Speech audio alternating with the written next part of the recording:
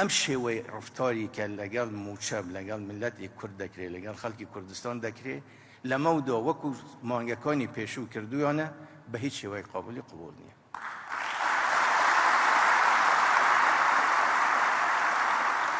من ئەمە بە ئیهانە ئەزانم بۆ خوێنی شەهیدان، بۆ خەباتی گەلی کوردستان، بۆ مێژووی پڕ سەروەری ئەم ملەتە لە برسە شۆڕشی نەکردووە.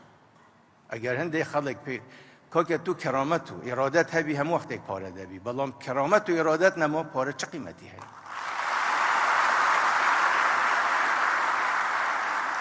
ئەمە ئەبی چارەسەر بکرێ و کەس ناتوانێ هەموو مانگێک ئیتر هەی فڵان ئیمزای کرد ئیمزای نەکرد، موافقەتی کرد موافقەت نێ، بۆ ئێمە دەروزەچین لەبەر دەرگایەوە.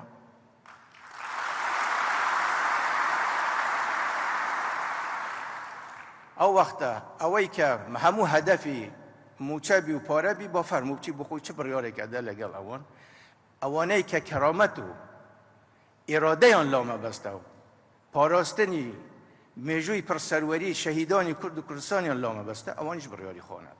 ئەگەر بەشێکین لە عێراق نابی ئەم یاریە ناشرینە بکەن لەگەڵ ڕزقی خەڵکی کوردستان، ئەگەر بەشێکیش نینە لە عێراق پێمان بڵێن